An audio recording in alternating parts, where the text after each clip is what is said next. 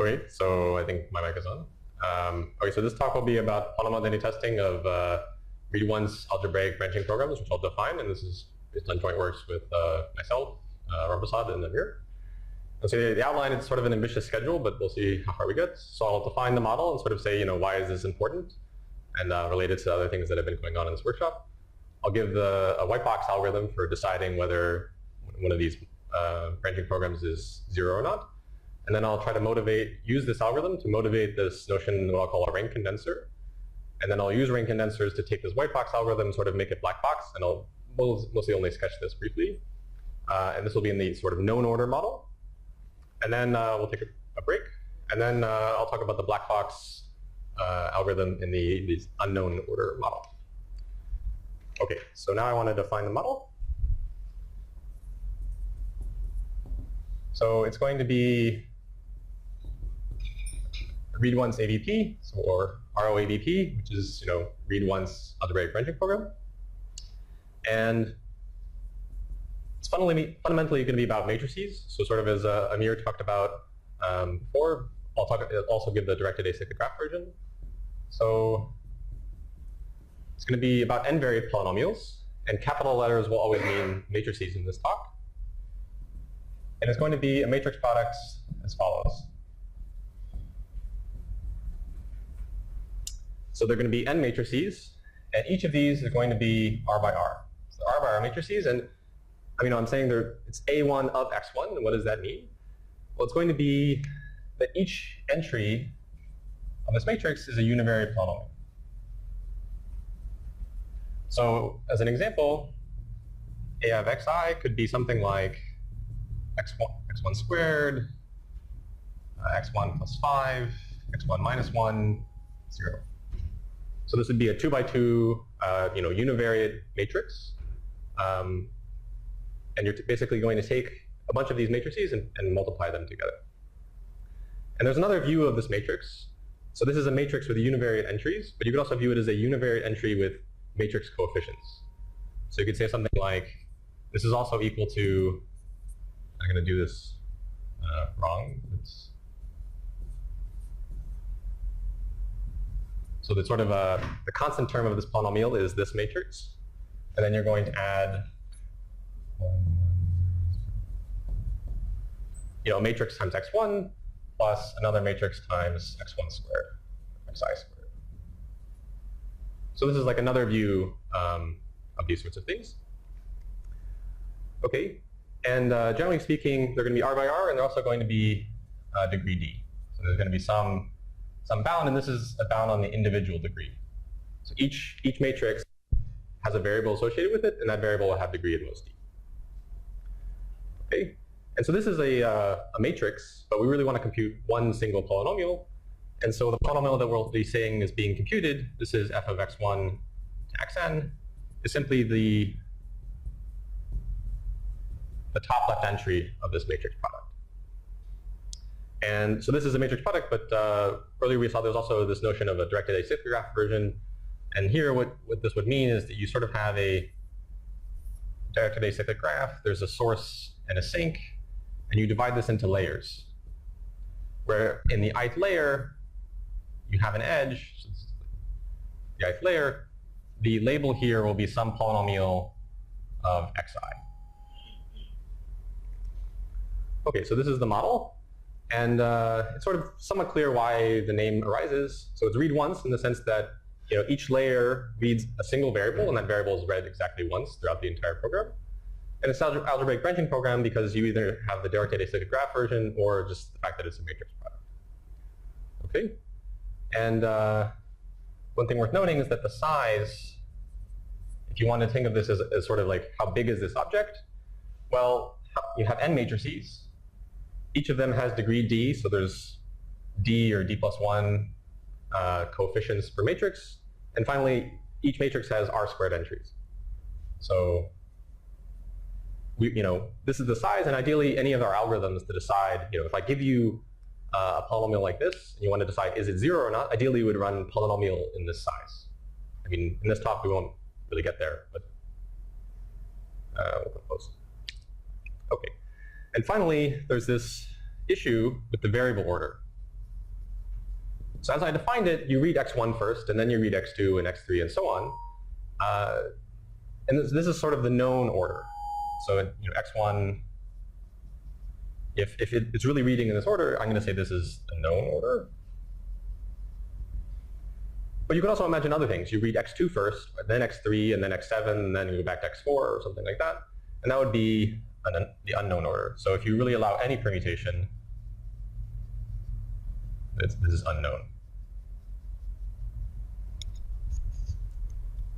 Okay, and if I'm giving you the polynomial, if I'm giving you these matrices, it's sort of clear how to find out what that order is. You just sort of look at the variables appropriately. But if I don't give you the matrix, I'm only giving you oracle access, then there's no real way to figure out the order of the variables. But maybe I'm promising you that it's in this order. So I'll talk about more of this issue later. Okay.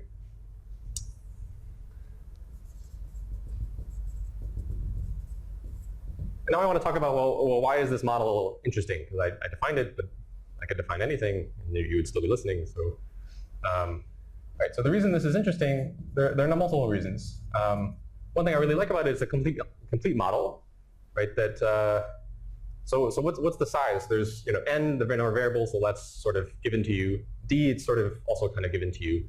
But R could be really anything. And you can also show that if R is exponential, then you can compute any polynomial in this model.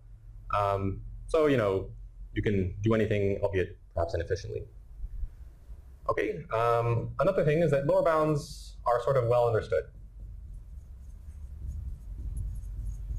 This is sort of in contrast to many other models where lower bounds are fairly not understood.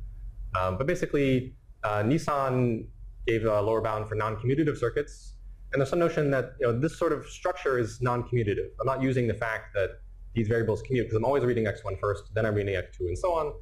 So because this is sort of a non-commutative model, it's pretty easy, or easy given what we know now, to show that computing the determinant in this model requires exponential size circuits and stuff like that. Okay, so that sort of says that, well, it's complete and we understand lower bounds, so are we done? Well, not really, because there's this, identity testing problem. If I give you one of these branching programs, decide whether it's 0 or not, and what I'll talk about today are quasi-polynomial time algorithms, but we don't quite have polynomial time.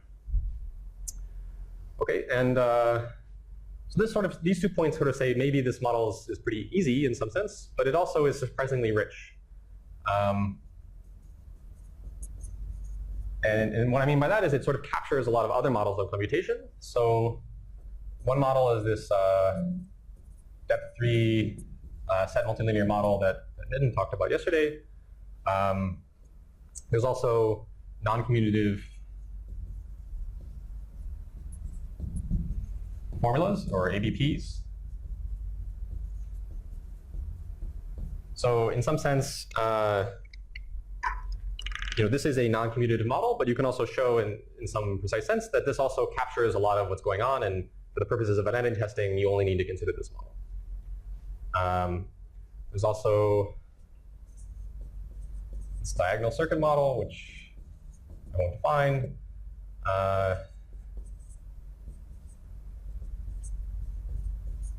There's also some relation with Boolean complexity theory. So RL is randomized log space, computation that can be done in log space with randomness, with high probability, and log space is just a deterministic version of that class. And there's a big question of, are these classes equal? And it turns out that if you wanted to answer that question, one way to do that is to construct pseudorandom generators for read-once Boolean branching programs. And so if you sort of look at it in a certain way, you can say, well, this is very similar to what's going on in the Boolean case, and there are some superficial ties, although not formal at the moment. And finally, there's also, as Nitin talked about yesterday, this question of nether normalization, which is a question that Momley has been sort of talking about in this geometric complexity theory program. And it turns out that this is in general related to polynomial identity testing. But even this particular subclass has implications for this program and solves a nether normalization problem of a particular kind, which I won't talk about. Okay, so that's the definition and motivation. Hopefully now we're all motivated. Now I want to get to the white box PIT algorithms.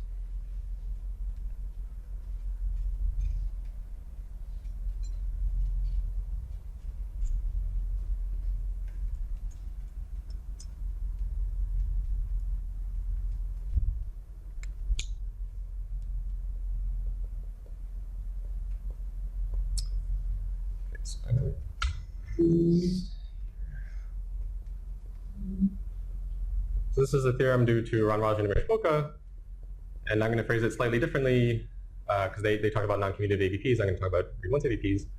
But there's a NC algorithm.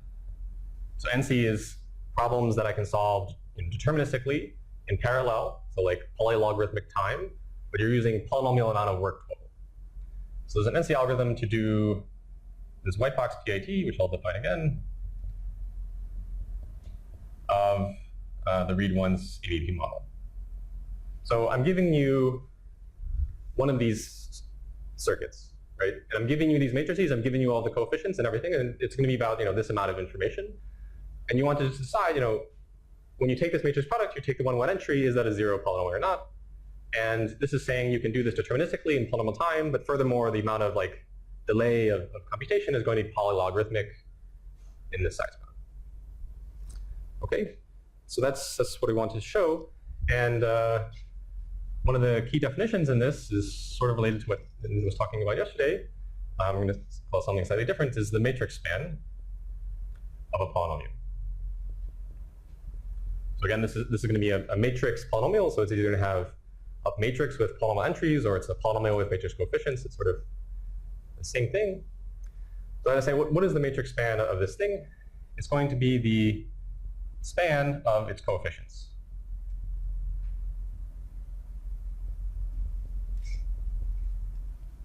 So you take this polynomial, and then you can decompose it as follows. Right? You can write it in its coefficient expansion. Right? If you write it in this view that it's a polynomial with matrix coefficients, then you have a monomial x to some power. That's the coefficient. Take all of these coefficients, they're a bunch of R by R matrices, and now just consider their span. And the point is, this is in R squared dimensional space. Because they're R by R matrices, there's only R squared many entries. Okay, so this is some vector space. The problem is that if I give you one of these read-once AVPs, the vector space has a spanning set which is exponentially large, right? So that in of itself is not very, very helpful. But this does actually capture a lot what we want to do, and maybe just one example. So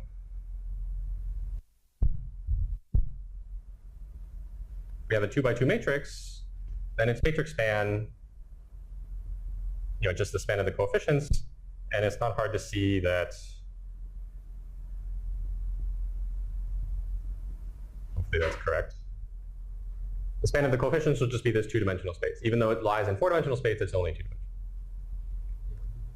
Is it right? Maybe you want to just write the coefficient of x squared. Right. So yeah. So this is the coefficient of 1. This is the coefficient of x, and then x squared is also 1, 0. And but this is dependent on this. Okay. All right. And the important claim here is that looking at these matrix spans and somehow just computing them is enough for doing identity testing. So here's the claim that this read-once AVP, just as a matrix product, is 0 if and only if the matrix span of F is the zero-dimensional space. And it's not hard to see because basically the matrix span is just the span of the coefficients. This polynomial is 0 if and only if it has all 0 coefficients, which is if and only if the span of the coefficients is 0. Okay, so this is talking about the matrix product, but ultimately we're computing a single entry. So, is this matrix span enough? And it is. So that's my next claim, which here.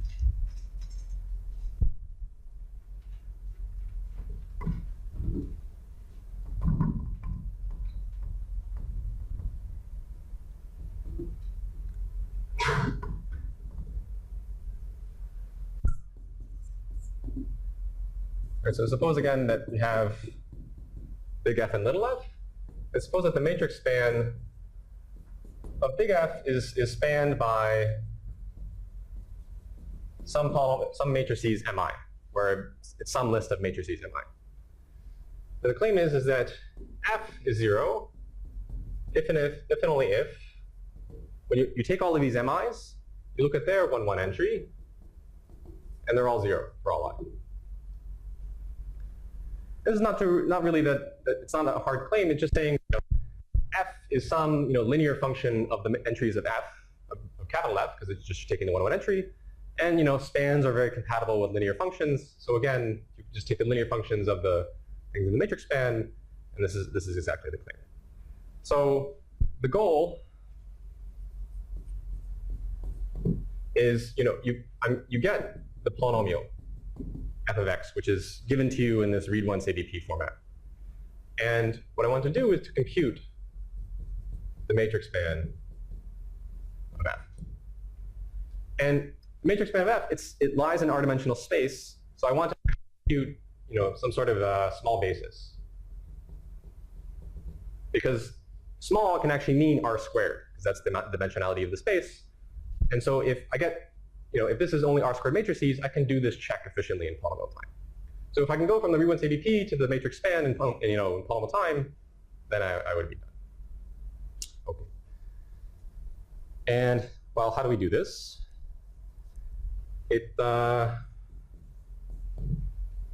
Basically, this is all about linear algebra. So suppose I give you, I'm going to motivate some sort of divide and conquer strategy, but I need to show that it works. So suppose you have 2 matrices, ideally computed by read once ADPs, but it's not necessarily. You have 2 matrices of polynomials, and suppose that the matrix spans are equal.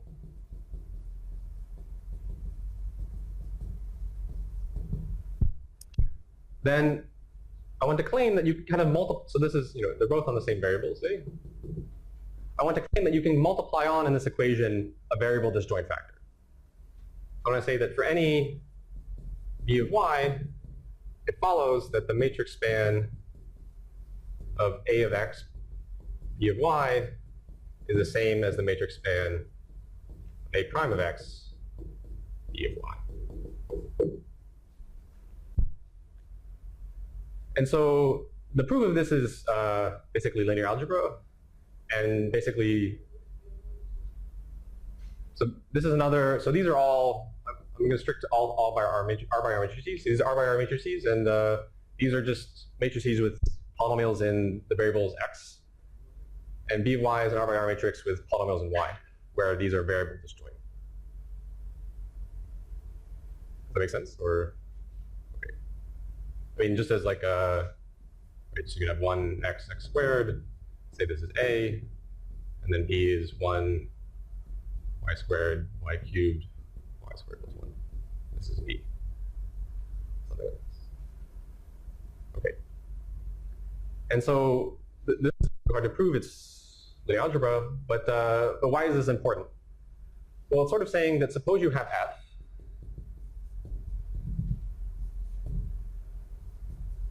and we can write it as follows, right? So read once ADP, and I've taken its decomposition. I'm sort of omitting the variables that these matrices depend on. But it's a matrix product, and I'm going to sort of divide it in half. And I'm going to say, let's look at the left half, look at the right half. If I gave you some basis for the left half, then, and some basis for the right half, I could combine them into a basis for f in terms of the matrix spans because of this lemma.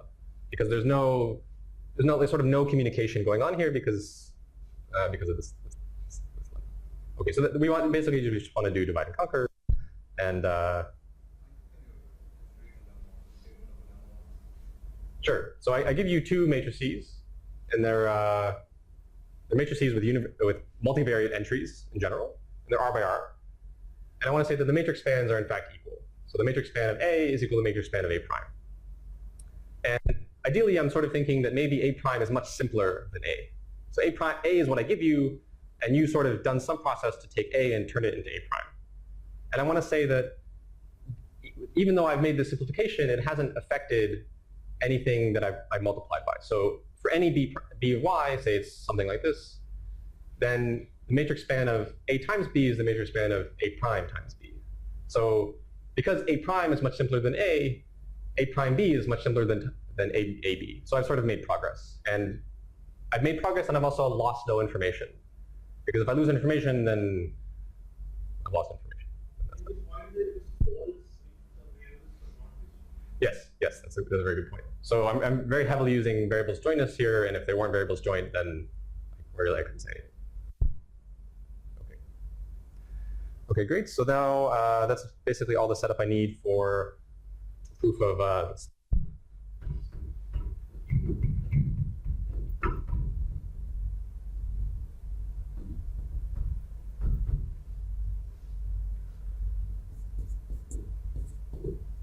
So I'm not going to sort of prove in general. I'm just going to motivate the idea, and I'm going to do that with just 4 variables. So suppose that you have f of x, y, z, w, and little f, again, is the 1, entry of big F. And so this is going to be a of x, b of y, c of z, d of w. So I've given you something like this, and you want to find a way to compute this matrix span. Okay, so let's look at the matrix span of a of x, b of y. So by definition, this is just the span as you go for all coefficients of x to the I, y to the j, a of x, b of y.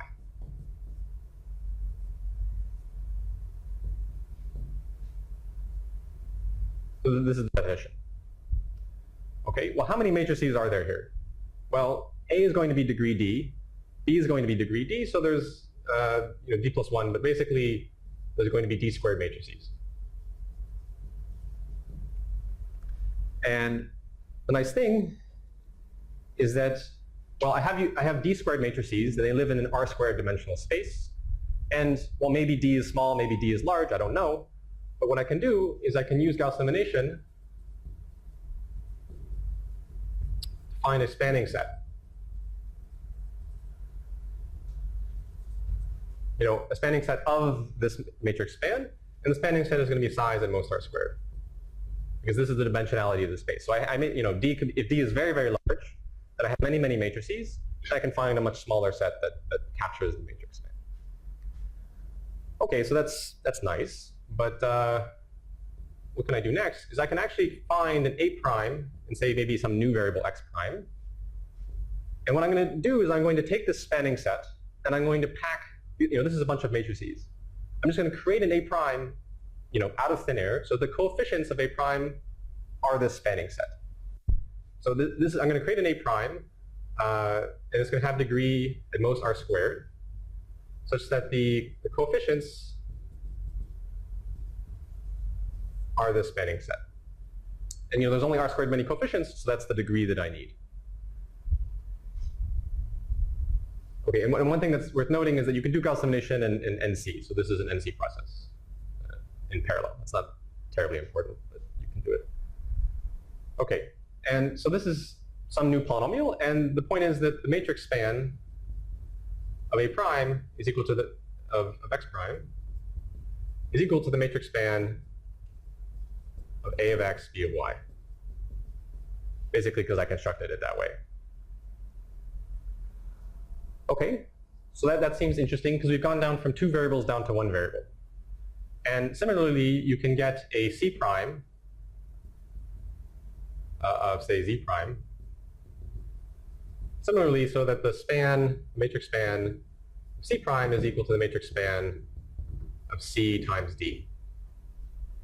Okay? So now what is that saying? It's that the matrix span of A, B, C, D, well, C prime has the matrix span of C and D, A prime has the matrix span of A and B, and because we can use this dividing cut lemma, it's saying it's the matrix span. It's also the matrix span of A prime of X prime, C prime of C prime. Okay, and so I've gone down from four variables down to 2, but we have to make sure I didn't blow up or in any of these ways. And so let's check some parameters. So the individual degree when I started out was D. And well, what's the individual degree now? Well, each of these has R squared many things. So I went from D to R squared. I mean, you still have R by R matrices. Right? Each of these is R by R, and each of these is R by R. And you went from n variables down to n over 2. Okay, and then hopefully it's sort of clear at this point. I went from n to n over 2, and then I can go n over 4. I mean, I'm always going to stay with r by r matrices. And the crucial thing is that the fact that you went from d to r squared didn't matter what d was. It just, the d only affected how much work you did. And so it's always going to stay r squared. Until you get down to one matrix of degree r squared, it's r by r.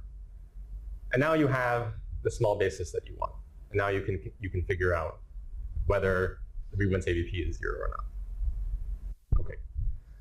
So each step has NC work. So NC work per step. How many steps are there going to be? They're going to be log n steps.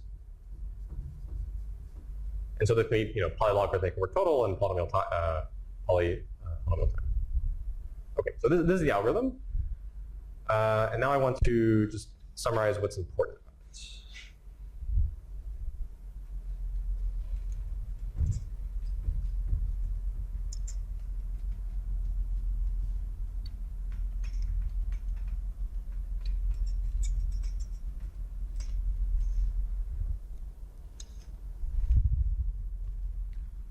Let's call this the digest or something. So what do we really do? Well, one idea, fundamentally, is that we can take f and we can break it into variable disjoint factors. The fact that it was variable disjoint really made this lemma work, and if we didn't have that, then we wouldn't have anything. And this is really using the fact that the variable disjoint comes from the fact that it's read once, and then it's an AVP. The read once is that it's disjoint, and the AVP is that we're breaking it up using the algebra. There's also sort of a brute force going on, right? Because in this step, we had two variables, and we merged them down to one. But how did we do it? Well, we sort of took the variables, and we just brute force expanded them. We went from degree d to degree d squared. We didn't do anything smart in this step. So we just went from 2 to 1, and we had some brute force. But after the brute force, we did a compression step. We compressed this larger individual part back down, and we did compression via Gauss elimination. And finally, the progress measures that we did is the number of variables. So from n down to n over 2. Okay, so this is a nice White-Black algorithm. Are there questions before I go on?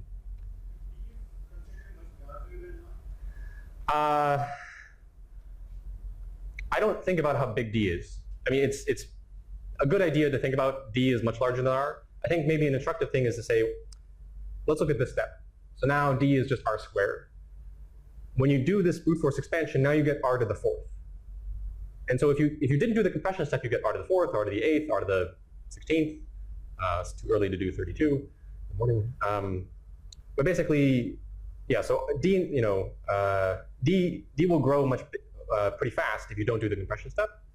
But doing the compression step makes you avoid this thing. But in the beginning, d could be 2, and does that answer the question? Okay. Okay. So this is white box. But the question is, how do we do black box? And the reason I wrote this digest is to say, where is the white box going on? Okay. Step 1, not really. Step 2, maybe. But step 4, not really. I want to say it's really step 3, even though I didn't write numbers. It's really step 3 that's the problem, because I'm doing Gauss elimination, and how do you do Gauss elimination of a matrix you can't see, right? That seems like what's the sound of one-handed clapping or something. But I want to claim to you that you actually can do Gauss elimination without seeing the matrix. And so I want to do that. I want to talk about this notion of a rank condenser, which I'll define. Okay, so what is Gauss elimination? Well, I want to put it in the following perspective. Suppose you have an n by r matrix. So it's definitely rank r, because it's the most r columns. And what is Gauss elimination going to do? I'm going to really think of this as the rows as being the basic object. And what Gauss elimination can do is you do some computation, and you get down from n rows down to some smaller number of rows R prime. So let's say this is M, and this is M restricted to some subset of the rows S. So S is a subset of M. So I'm taking some subset of the rows, and what's the property that I really need? It's that the row span of M is equal to the row span of M on S, right? I'm finding a spanning set of the rows, and I somehow compressed this. That's really all we're really using about Gauss elimination. I'm not using that as like reduced row echelon form or any of those fancy things. It's just going from big to small. Okay. So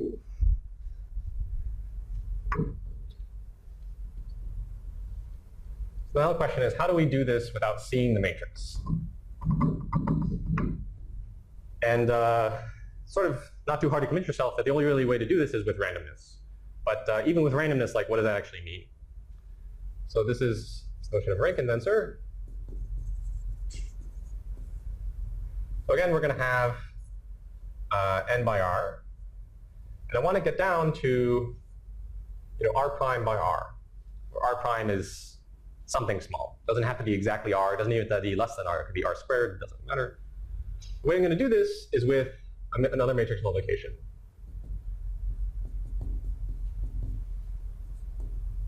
So I'm going to have an r prime by n matrix, E of t, where t is maybe, there's some sort of symbolic variable. So I'm sort of, the best way to think about them is that I'm adding formal variables, but just think of them as sort of random elements. So I have some amount of randomness in this matrix. And I'm going to do this matrix multiplication. This is M, and I want the property that the row span of E of M is equal to the row span of M. So I've sort of taken random linear combinations of these rows to something much smaller, a small number of random linear combinations, and the row span is preserved. And it sort of gets a little bit technically annoying, but basically the row span here is going to be over the fraction field, because I'm thinking of these as sort of symbolic elements. I don't really want to go in, it's not really important that it's the fraction field. I mean, this also has to be the fraction field in order to make sense. But the point is that I'm adding sort of random elements, and the row span is preserved with extremely high probability over the choice of randomness. Right, okay. An equivalent notion, so this is talking about row spans, but this is called a rank condenser, so that's sort of strange.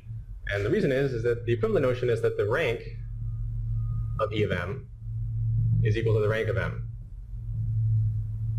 This is the condition that I want, and again, the rank is over the fraction field. And this is why it's called sort of a rank condenser, in the sense that here you have a matrix with some rank, and I condense the rank into a much smaller space. Okay. So since T is symbolic, which sort of amounts to randomness, and I'm really trying to convince you of doing deterministic polynomial PIT with no randomness, I really want this to be randomness efficient. But let's just forget about that for a moment and just say, can we do any rank condenser at all? And here's a very simple example.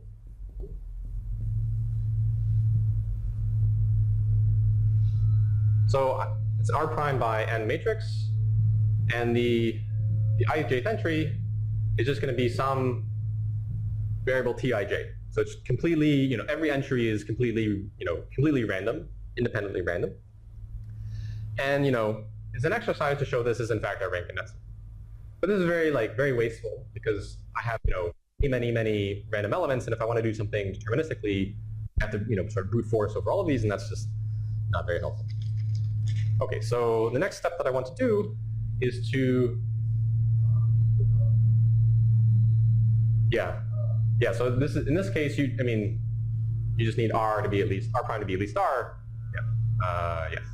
But you could take it to be equal, and that would make the most sense. Okay.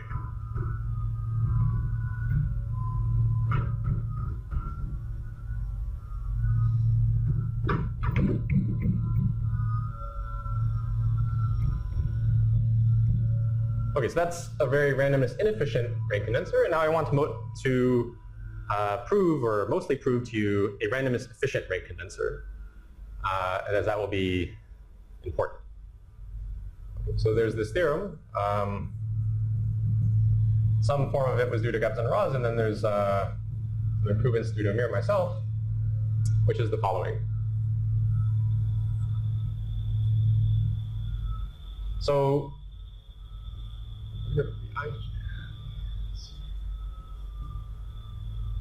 I want to define some ring condenser for you, but I'm going to need something slightly special. So I want some element omega, looks just like a W, but really an omega, such that the powers 1 omega, omega squared, omega to the n are all distinct. So I pick, if you're working with rational numbers, just pick 2. So suppose I have such an omega, then I'm going to fill my matrix with omega to the ij, t to the j. So there's a single variable t, and this is e of t. And I want to say that this is a ring condenser for any matrix n by r. So I can't, if you have too many columns, it's not going to work because you don't have enough rows. But if this is a ring condenser for matrices of this size. Okay.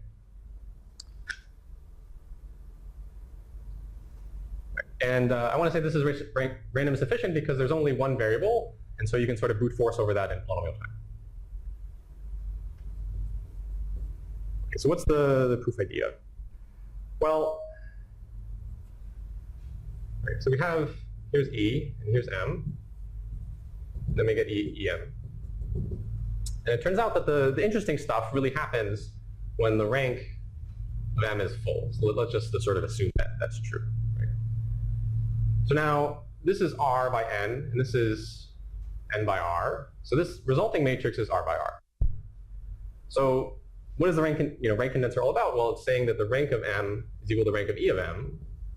The rank of M is R, so it must, for this to be a rank condenser, over the rank over the fraction field of EM must be R. Well, this is an R by R matrix, so to say that the rank is R, just saying the determinant's not 0. Right, so it suffices to say that the determinant of E of M is not 0, and it's not 0 as a polynomial in T. Okay, now there's this fun fact called the Cauchy-Bonnet formula, which allows you to evaluate determinants of matrices that are of this form. So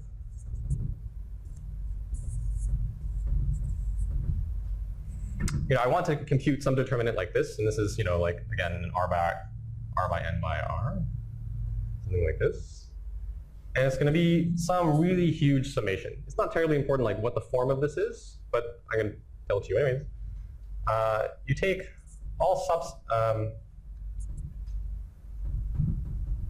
take a subset S, which is a subset of N, where we're thinking both of indexing the columns in this matrix and the rows in this matrix. Let's call this AB. And take these subsets to be of size R.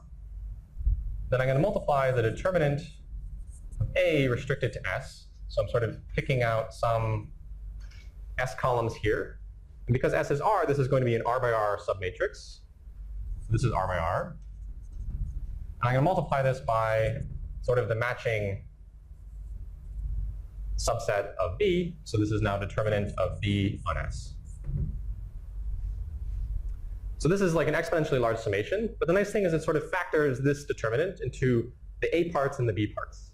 And the idea is, maybe if we understand one of the parts, we can understand more of the parts.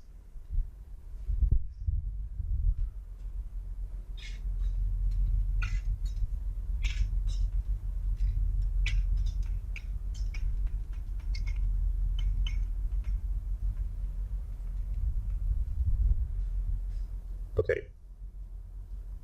So now I want to use Cauchy-Bonnet to analyze this determinant. Right, so the determinant of E of Tm, right, is going to be this big summation, determinant of E on S, and determinant of M on S. Now, M is given to us. This is the thing we want to do rank condensing of.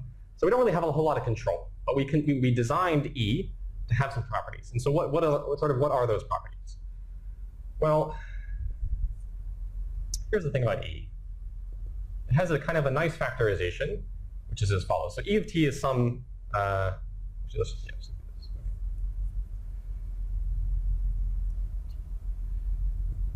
So I'm going to factor, so E has this definition, but I want to factor it in two ways. So one is that I'm going to write one matrix here such that the ijth entry is the omega part, so omega to the ij. And the point here is that t is constant on columns, that the jth column just gets t to the g, t to the j, so I can sort of factor it out in a diagonal matrix. Sort of similar to what Nitin was doing yesterday. So I have a diagonal matrix just with powers of t. And the interesting thing, so there are okay, number of things. So one is that this is diagonal with monomials on the diagonal that are distinct. So diagonal with distinct monomials. And what do we know about this matrix? Well, pick any r columns of this matrix. It's going to sort of have the form. I don't want to do it online, but it has a Vandermonde-like structure. That if you pick any r columns of this matrix, you get a Vandermonde matrix. And so this shows that any r columns are linearly independent. And in some sense, for people who like coding theory, this is like a dual rate solving code. Okay, and so that's really all we're going to need, I believe. Okay, yeah. Okay. So these are some facts, but what does that tell us about the determinant of E when you restrict it to S columns?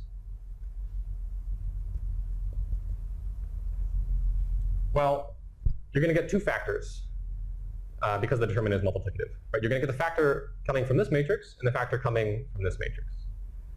And because this is an r by r part, you're going to get some r by r determinant of here times an r by r determinant here. And what is that going to look like? Well, any r columns are linearly independent, so it's going to be some non-zero thing. So I'm just going to say it's non-zero. It doesn't really matter what it is. And then you're going to multiply r different of these diagonal entries. So it's going to be t to the some power. And what power is it going to be? It's going to be the sum of the I, where I is in the subset S. Okay, so really all we're using here is that it has this linear independent structure. We're getting something non-zero. These are distinct entries, and then when you multiply them up, they have some sum in the exponent.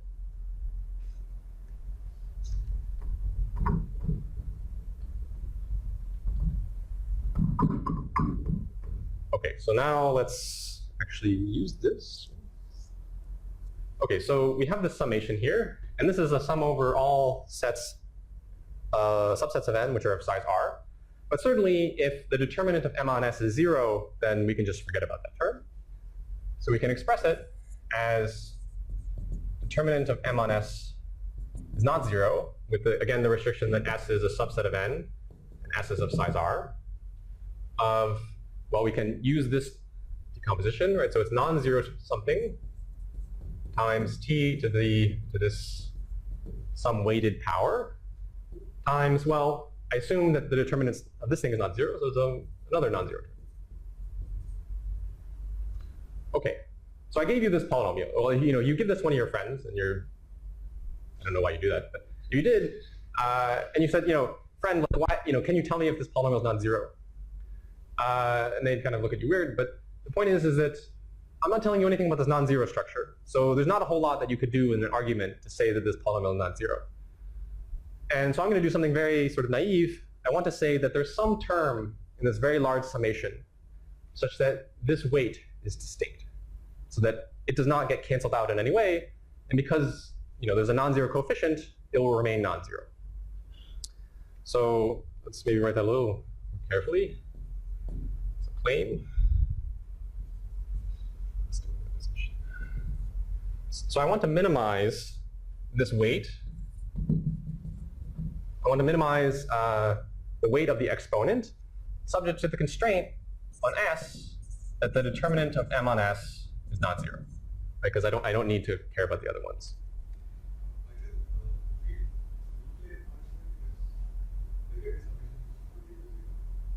Sorry? No, the field won't play a part. I'm just going to, so,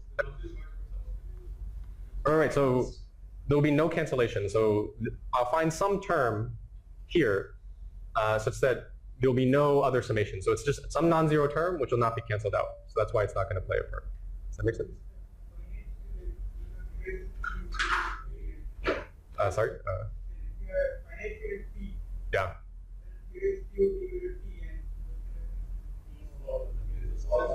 Yeah, so t is a formal variable. So I'm looking at this sort of as a polynomial. Like certainly if we were evaluating this in small fields, you'd have a problem. But I mean, polynomial identity testing is only going to make sense over large fields anyways. So I'm sort of assuming that t is sort of a symbolic thing, so it's going to be evaluated over large fields, so it's not going to have these sorts of problems. Okay, so I'll reiterate this a little bit later, but the claim is basically if you do this minimization of this exponent subject to this constraint, then it has a unique minimizer. And let's call this minimizer S naught. So there's a unique S naught that achieves the minimum of its value. And this is sort of something that you should do in the privacy of your own home. But basically, you can pick S naught greedily. Subject to the fact that M on S naught is full rank. So I don't have an M on me, but what is M? But basically, what you do is the columns up here are the lighter ones of lower weight. So just keep on picking columns, and whenever you can pick a column that increases the rank of your system, do so. And that's the greedy algorithm. That will pick some S naught. And so that's something. And basically, what you can show is that, well, because these weights are distinct, the greedy algorithm, there's never a tie. There's no ties to be broken, so it's completely sort of forced. So distinct weights sort of implies no ties. So I've sort of uniquely specified something by saying I'm picking it greedily. And then the thing you need to verify is that linear algebra sort of implies that greedy is best. Or to scare you with a fancy word, matroids. Okay, so this says it has some unique maximizer, and how does this sort of help us? It's saying that you do this big summation, and what's going to happen? Well, you get, there's some non-zero thing times this S naught contribution, right? Times t to the I and S naught, I. So there's this term, and all of the other terms have higher degree, right? So now it's just plus high degree terms. And so because this is a formal polynomial, there's no cancellation here. So this thing is never canceled out. So now this is a non-zero polynomial.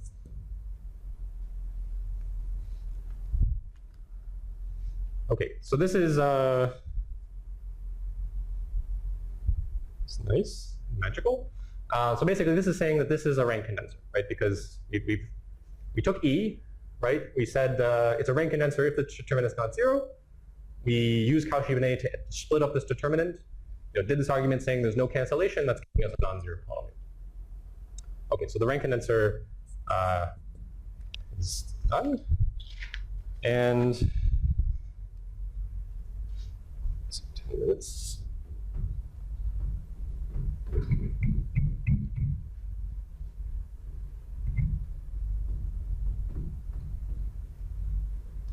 Okay, so now let's just again sort of say why.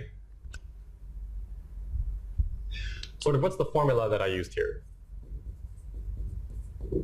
So I use the fact that the rank condenser can be written in this form, right? So I have two matrices, basically what I wrote up there. Here, any R columns are linearly independent. That's really all I used. I use the fact that this thing is a diagonal matrix with distinct monomials. So I use these two facts, and then I did Cauchy-Bonnet and greedy. And really the fact that these things are distinct is powering the greedy, because if you didn't have distinct weights, And the greedy algorithm isn't even well defined. You have ties, and you say, well, I don't know, you give up. So, okay, so that's, I'm gonna, in the second part, I'll revisit. I won't actually like redo the formula again. I'll just sort of say like what changed. Okay, so but the reason I actually went here, right? We had RoADPs for white box PIT, and I said, Gauss elimination is inherently white box. How can we do this black box? And I said, well, maybe we can do condensers. But how does this actually give us black box PIT? Okay, so there's this theorem. Okay, so do my shelf in the mirror, which says the following. So there's polynomial and NRD to the log n size hitting sets, which I'll define again, for read once AVPs in the known order case. So okay, so what is the hitting set? Is sort of defined before, but I'll define it again. So I give you some polynomial f. Maybe in general it could be computed by anything, but let's talk about read once AVPs. So f is a polynomial. It could be formally 0 or not, right? Just want to say. But a hitting set is some subset h of your point. So if you have an n-varied polynomial, there are points in the field. F is 0 if and only if when you evaluate f on all of the points give you 0. Right, so this is black box in the sense that you can decide whether such a polynomial is 0 or not just by evaluating it on these points. And so this theorem is saying that you can get a hitting set of size quasi-polynomial for this class. I mean, it's not polynomial. The white box algorithm is polynomial, but this is black box, so it's sort of stronger in that way. Okay, so here's the sketch, which we'll do for 10 minutes, and then we'll take a break, 5 minutes. So basically, we're going to make RoADP black box. And maybe it's sort of clear at this point how I do that from what I've said, but let's just sketch it again. So what is RoADP doing? It's doing log n levels of Gaussian elimination. And the reason I sort of stressed why RoADP was a parallel algorithm is basically because of this theorem, that you're going to have log n levels of Gaussian elimination. And the Gaussian eliminations can be done in parallel. They're independent. You don't need to sort of know what's going on in the other one to do, as long as they're all on the same level. Okay, so what we're going to do here is we're going to take this and we're going to do, instead of Gaussian elimination, we're going to do log n levels of rank condensing. So instead of looking at the matrix, just use a rank condenser. And the reason that we need log n levels as opposed to more is we're going to, each rank condensing uses randomness, right? And it uses sort of one variable of randomness. But because the levels are sort of in parallel, we can use a union bound. So we're going to union bound will imply that each level uses one variable of randomness. Because these rank condensing processes are just independent, so you can use the same randomness over and over again. Okay, so they're only using this many new variables of randomness, and sort of each variable has like polynomial number of sort of bad seeds. Because sometimes this rank condensing process, it can just fail. So you have sort of polynomially many bad things that can happen for each variable. You have log number of variables. So this sort of says that you get polynomial to the log number of things to check, which will correspond exactly to this poly to the log size. Okay, but this seems nice. But there's some details here, and what's the big question is, this is some rank condenser, and you need to do it in a black box. But not any condenser would work. Rank condenser would work. You need the fact that this rank condenser is compatible with polynomial evaluation, because it's not just that you're not looking at the matrix. You need to say that I'm not looking at the matrix, and this is compatible with evaluating the polynomial on different points.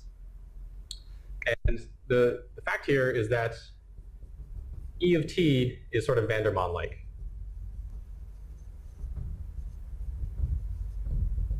And maybe to say that a little bit more is that suppose you have let's actually do this. Okay, so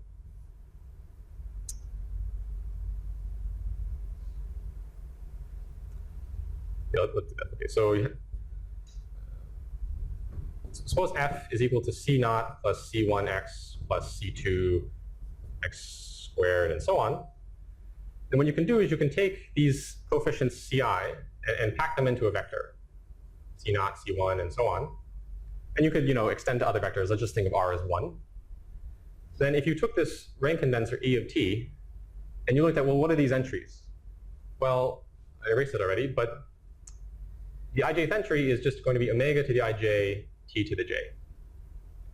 So if this is E of t, or E of t, and this is some matrix, matrix M associated with F, then what you get out is actually just F evaluated at omega to the I t, omega to the IT. So this is saying that the output of this rank condenser is really just the polynomial evaluated at carefully chosen points. So that's exactly saying this is compatible with black box evaluation. You have to do more work to actually convince yourself that's true. But the final, there's also another trick here, which is called reinterpolation, which I won't get into.